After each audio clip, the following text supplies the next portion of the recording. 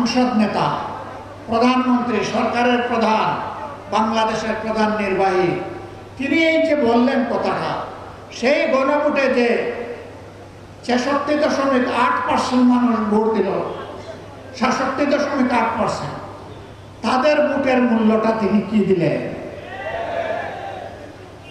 তিনি শপথ দিয়ে এই গণভোটকে অস্বীকার করলেন। যদি এই অবস্থা জারি থাকে তাহলে জনগণের জায়গায় তার ভাগ্য নিয়ে কুমড়ি খাবে, আর কিছু দলকানা কিছু মানুষ এবং কিছু গোষ্ঠীর হয়তো ভাগ্যের পরিবর্তন হবে।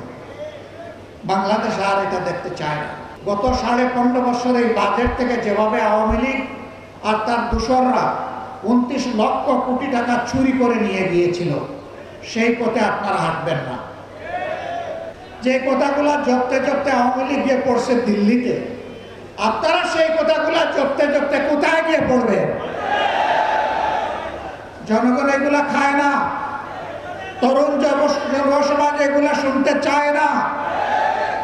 তরুণ যুব সমাজের বুকের ভাষা বোঝার চেষ্টা করুন। তাচ্ছিল্য করার এই সংস্কৃতি চালু করেছিল আওয়ামী লীগ। সবচেয়ে বেশি গালি দিত বিএনপিকে, সাথে সাথে আমাদেরকে একটু রাখতো, ছাড় দিত না। এখন বিএনপিও ওই পুরানো আওয়ামী লীগ যা বলতো, সেই পুরানো আমলের কথাগুলো এখন তারাও জপা শুরু করেছে। গণভোট যেন হারিয়ে না যায়, গণভোটকে যেন সম্মান দেখানো হয়। আমরা বলেছিলাম যারা জনগণের রায়কে সম্মান করে না তারা কখনো গণতন্ত্রপন্থী হতে পারে না। আমাদের মনে রাখতে হবে 24 হয়েছিল বলেই 26 সালে বাংলাদেশে একটা নির্বাচন হয়েছে। 24 যদি না হতো 26 সালে বাংলাদেশে কোনো নির্বাচন হওয়ার কথা ছিল না।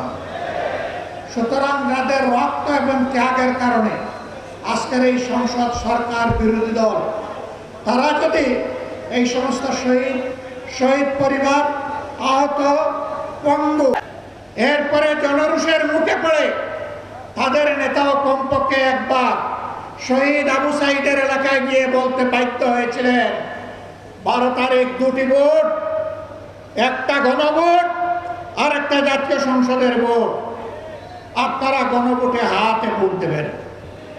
আউয়াল ওয়াস্তে আখের একবারই তিনি বলেছেন, কিন্তু তিনি তো সেই দলটির নেতা। বর্তমানে সংসদে তিনি হচ্ছেন,